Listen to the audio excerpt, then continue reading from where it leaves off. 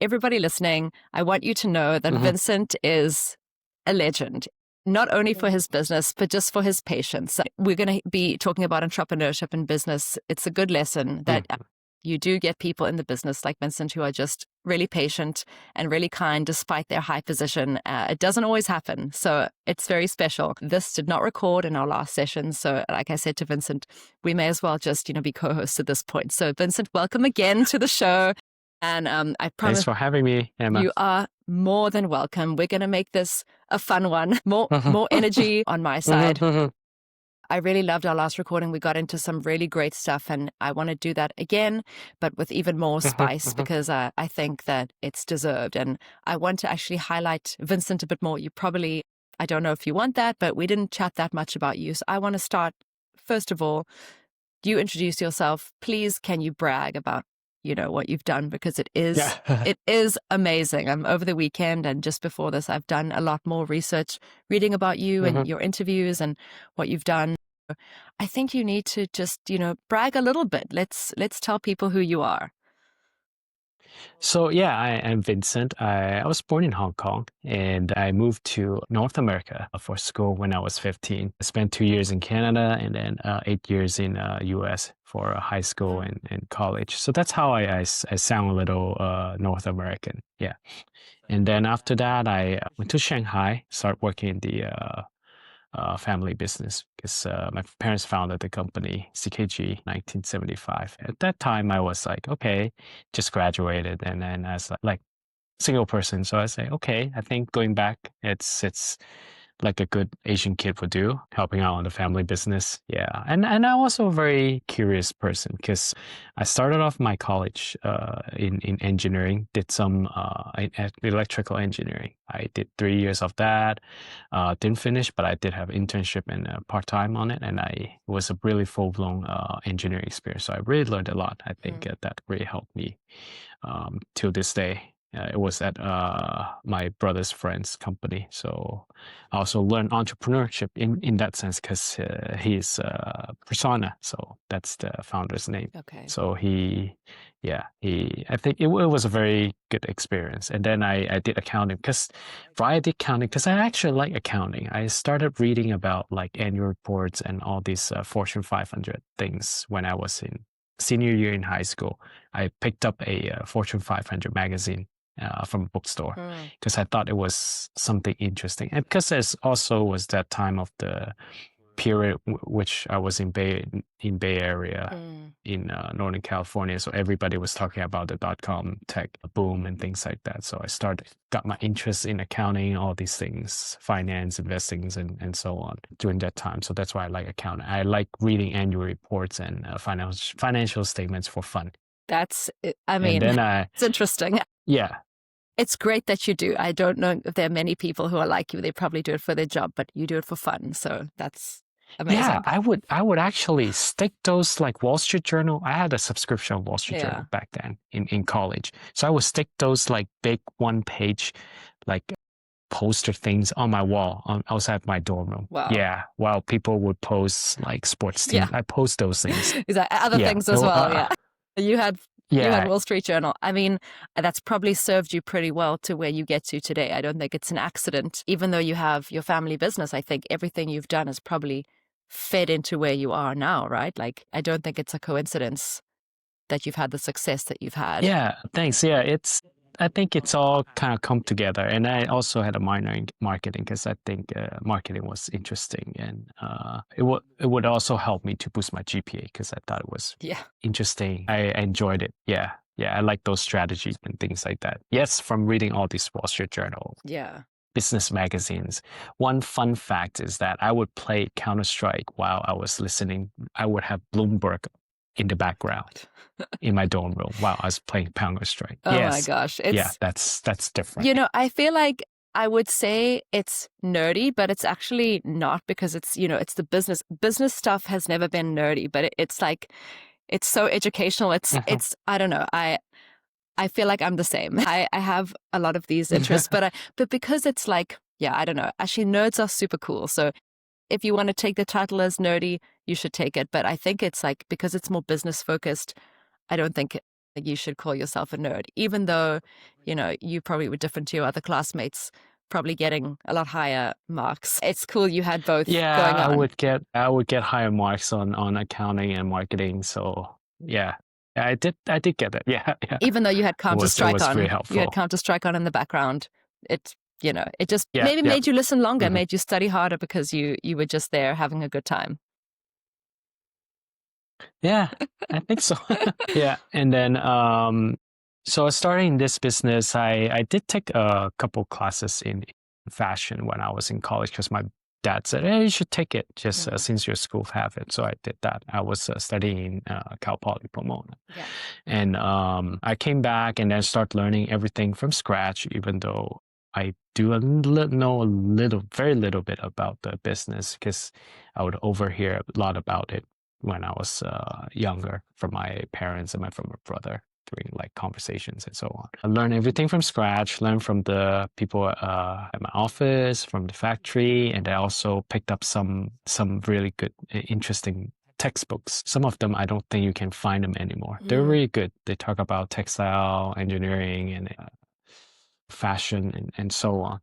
So I learned quite a bit. So I learned everything on my own and then learn from people and so on. And then I started interested in like sustainability and so on when I think it was just like because our company worked with a lot of Scandinavian brands and Scandinavian brands are very into sustainability and they're very forward in that. So we learned a lot from that and thought that was something quite interesting how you can like recycling things, upcycle things, reuse, make, and then on top, so I got really into it, and then I started just doing like start of friends, and during that time I was like doing a fashion accelerator. So I think that at the end we didn't continue the fashion accelerator, but the fashion accelerator really opened up my eyes to like different aspects of the industry because I was no longer just a manufacturer. I would know people from the catwalk side, from the brand side, also from people from the fashion tech like digital tech or material science, all these new things. So very different people. So slowly I'm growing like my own little ecosystem. Got into more into the deep dive into the sustainability part. I even play with like 3D printing. I've printed out like a zipper, like a soft zipper out of a 3D printer. It was usable actually. Wow, that's cool. So try something different, yeah, different things. Yeah, because I like engineering, technology and things. So and then I got into the sustainability. Now I do the textile recycling collection Yes. and helping out the industry in the textile to textile revolution, I would say. So it's all, I think, all come together. Yeah. Also, recently I was fortunate to be one of the contributor to the circular fashion design specification. Yes. This it probably going to be a standard some coming, but a specification for the China. So one of the contributor for that. I was also one of the contributor for a sustainable fashion textbook in China. My name is in there. That's so cool. Yeah, I helped proofread the whole draft, and then that's how I helped out in this. I gave my like few cents on it where to add some more and some of my experience for that textbook. Yeah, so I'm doing what I'm doing now, and I think we CKG is not a big company. It's but I think we're doing just like what a big company would do, like try innovation. We like try like uh, different way of innovation to make our company more interesting. Yeah. And I also think why I want to, because I think a lot of like second generation factory owner or so on, they would try to go into a different field, like maybe like different industry. But I kind of double down in this industry because I think uh, I think it's better to maybe like like to know a certain industry like very well and then do a really good job at it instead of trying to learn different industry because it takes a long time to learn another industry and you have different rules, different ball game and so on. So I'd just rather I already know this part of this industry, the manufacturing side, the product development side. I may as well going to the innovation side, like the recycling, reuse, and so on. So that's why I'm doing what I'm doing. And I also read a lot of things like from dig out history of fashions, like different, like looking up like newspaper ads and from 30 years ago in China. Some of these old, just to try to see what was it like 30, 40 years ago, the fashion industry. What were kind of the talking points about clothing? And I would do the same for the Western market. And I saved a lot of these pictures. I was reading something about it earlier too. Through the Library of Congress website. It's free. I mean, everything is a lot of free content out there. So not just I learned about material science from different textbooks I got from Kindle, from studying on Coursera's courses, but also just reading the history, just learning about what it was like. And I do find a lot of similarities about how business goes. And to my surprise, it's like back in those days, maybe in the 20s, not just in the West, but also in China, there's a lot of fashion forward thinker. I remember I saw a picture of a cosplay. It was during wintertime in Beijing, I think. It was in the 20s, I think. It was a cosplay ice skating event. So people would dress up in a different costume and they would do ice skating outdoor. So there was something that I wouldn't think of that would happen in the 1920s in China. So that was amazing. That was good learning. So I like to dig out these things. Yeah. It's really important, first of all, reading and not just reading online, reading textbooks and looking back to understand what was going on then and then apply it going forward. I'm curious about sustainability in this context because your company or your family's company, CKG, has been doing this for 50 years. I would say that's really quite ahead of its time. It's not the only player on the market, but I think sustainability 50 years ago, I don't know if we could have seen if that was going to be such a big thing like it is now. And you mentioned you work with Scandinavian brands, and that's kind of what your bread and butter is, and that's your focus. I think it's absolutely important. And did you see anything with sustainability in all your reading and your research? Do you think you could have predicted, I guess when you first started 20 years ago, could you have said, okay, in 2025, this is what the industry is going to be. They're going to be all these standards. Or did you think it was kind of, a unique selling point for you? I'm curious if you picked up anything from your research that you can apply today. I think when my parents started the business, their focus was quality, good communication, open communication with the customers, and also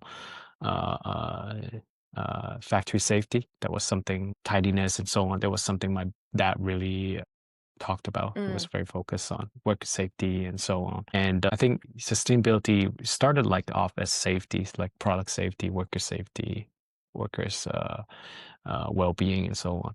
And then it slowly evolved into what is today about closing the loop and decarbonizing. I think 20 years ago when it started, there were some talks about vintage, like vintage would come back, and they were talking about people shopping at vintage, but it was still very early. I was in Southern California then, so maybe some people are very hip and they will be into that. I didn't see it really pick up until I think around the Rana Plaza tragedy and in 2015. And then there was and a little bit before that, I think around 2010, I remember we were attending one of our customers' supplier conference talking about sustainability. That was, I think it was in 2006 around 2006 time. So that was the time, I think, Ocotex, product safety, and workers' well-being, that was really center focus, and we're really embraced that. We think that's just how it should be, because my parents started the company from scratch, no big money. We weren't a well-off company. They just started from their own money savings, little bit of money from the grandpa. So that's how we started. So we understand you need to keep everyone have a good environment so that people will stay. Yeah. And Absolutely. that's just how we just keep going doing what we been we've been doing. Yeah. Yeah. And yeah, there's a lot of legislations now and a lot of standards. Didn't really see that coming, or I really never thought about those standards and legislations Mm. like 10, 15 years ago. It was just a bit too early. But I think it's now we're seeing the industry is moving very fast because new legislations. That's one big thing, and then it's also the new. There's a lot of standards now, Yeah. and is this sustainability is evolving. It's like it has a new addition. It's getting better and better, getting more advanced and advanced. Like before, I think about it, it's like recycled polyester made from bottles is good. Now it's like really because textile-to-textile recycling is up and coming. Yeah. Yeah. So we have to stay in this trend.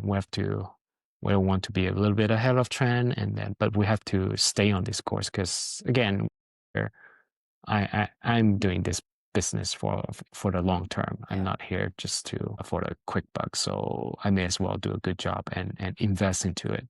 Absolutely. One of the things I really like about you and about CKG is the promotion of the made in China Mhm. and getting away from the stigma that it's like low quality, bad CSR. It's something that I find really important because a lot of people just don't know the kind of skills and the kind of people that actually are working in factories at the top or all the way down. Mhm. There are actually the best skills in the world in China because of the history of production. And Mhm. I think it's important that the narrative changes. So that's one of the things that I really respect Mhm. that you do in your work and your promotion of this idea that, it's not what the West always thinks. I also want people to think twice, when Mhm. they think about fashion, when they're consuming, when they're Mhm. reading, when they see something, don't take it as face Mhm. value. Really just do some research, pick up a textbook, Mhm. you know, look online. We spoke about this before, which is really, we're in the age of information where things are free, like great resources. You mentioned Coursera, things like, some Mhm. things are paywalled, but for the most part, you can even Mhm. find them for free somewhere. Maybe somebody's written on it. You post a lot on your LinkedIn, and that's a great Mhm. place. That's absolutely free. And you synthesize a lot of pieces of your knowledge and information that probably, you spent decades learning. Mhm. So that's really important. Mhm. And that's what I would urge listeners to do is when you're shopping or when you're thinking of fashion or when you hear something like, I don't know, made in China, or you think of, these other fashion places like Bangladesh, India, just, think a bit deeper. And my Mhm. question here to you is, how has this journey been for you as an entrepreneur in this space? Obviously, you're at the head of your company and you've also got your partnership with CTR, China Textile Recycling. Mhm. Has it been a difficult journey? Have you enjoyed every part of it? What's been sort of the hardest part of your journey as an entrepreneur? I think the hardest part is knowing actually not knowing. It's about accept who you are, I think. I think we all have dreams when we're young. Yeah. I think when I was young, I was in college, I always want to be like take my company public and because it was during that time. Was going public. Everybody was ringing a bell on NASDAQ Oh, and yeah. your stock exchange and so on. Yeah, during those .com days. But as you realize is that not everyone can be an entrepreneur like that. Yeah. But it doesn't mean your success is not really based on your company valuation and so on. I think success is, I think you're doing something good, you're doing a good job. I think and you can feed your family, bring bread to the table for their employees. I think that's already a success because you are contributing to a few hundred people in this society. That's already an accomplishment, I think. So I think it's just understand that and understand accept who you are and then work with other people. It's a different thing to work with other people than on your own because CTR is partnerships, others partnerships. So I have other partners. Mm. You're not always right. If you're always right, then your company will just be like that. But because you have partnership, it will bring in different dynamics, bring in new value to it. So you have to embrace the other partners and so on. Sometimes you may not convince him on the first time, but maybe just let the ball roll for a bit and see how it goes. Yeah. I think that's the thing about entrepreneurship. Yeah. I have to ask you because I'm so curious. What is one of the biggest failures? Would you tell us, like, have you had something happen that's so disastrous? You're like, oh, my career is never going to improve, or like, how did I make this mistake? And where did you go from there? Because that's how I feel very often. Yeah. So anything disastrous happen where you're like, I'm not going to recover? Yeah, there was. We did make some mistakes on our productions before. I think one of them, we tried this new thing that will keep the mold away, but it backfired. But the client it was quite many styles, but the client was okay because I said, you're not being careless, you're not being reckless. You're trying something new, but it didn't work out. So he was an entrepreneur too, so I think he understands that. Perfect. I think there's other. But there's a lesson in there. I think there's a lesson already that it's like, people in this industry, or actually, people just in general, that you get some, people who aren't nice and have no time and no patience. But on the whole, if you connect on a human to human level, like you just mentioned, you had somebody, a mistake was made, but, in the end, it was okay. You're like, this happens. And, if no one was hurt, mistakes happen, and that's okay. I think that's a big part of entrepreneurship and doing anything new. So there might be people listening who are like, oh, I could never do my own business, or I could never jump into the fashion world, or I could never do this. Just accept that something is going to happen, and you're just going to have to deal with it and relate to people on a human to human basis. Yeah, and we're able to find a solution. Yeah. So we actually saved that production was, I think, 80-ish% out of it, so they could still put it in the market. Perfect. Without any issues. So yeah, it's there's sometimes maybe you make a bad decision on the financial side. I think you just have to learn the lesson and move on quickly. Cannot let that beat you up for too long. 100%. Move on and just make sure the next time I come around, you are more prepared and learn from that mistake. And I think also have to, when it talks about trend, I think you have to be comfortable on the growth, because people talk about taking on investments and so on. I think or take on extra debt and so on. You have to be comfortable with your limit. You don't want to grow your business beyond your means.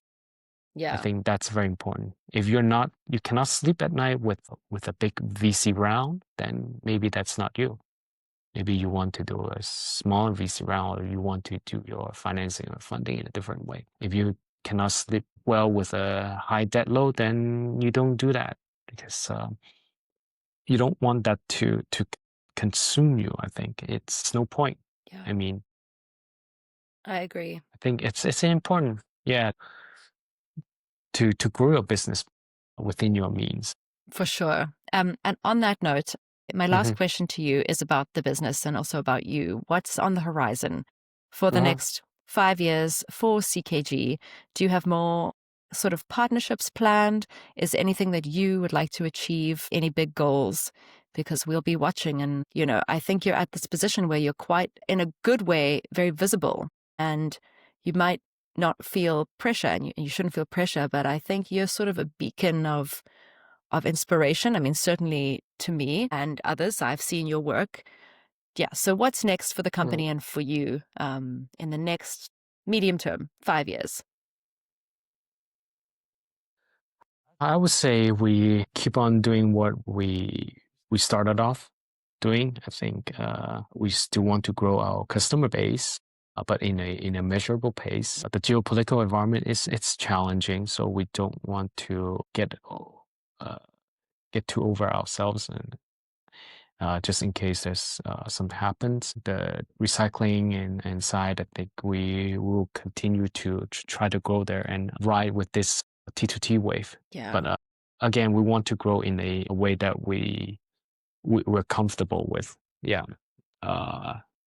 We also are welcome to work with other people, maybe bringing new partners and so on. And I think it's to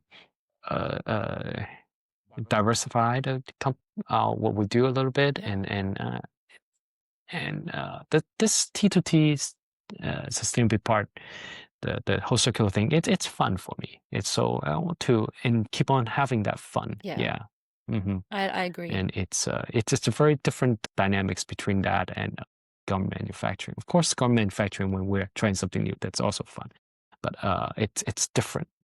So we'll just keep on going. We want to be there for 55 years and longer.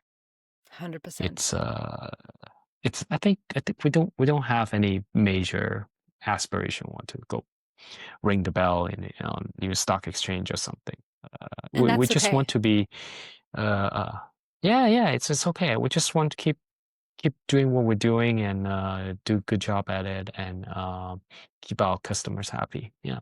Very noble. And actually, that's how the really important work gets done. Just one foot in front of the other, working hard every day. And I have no doubt that you're going to be doing great things. You never know. You might achieve something even greater than the ringing of the bell. You might actually just change the way the fashion industry, actually functions. You're a big part of that already. So, I'd say you're doing something even better than what you initially thought.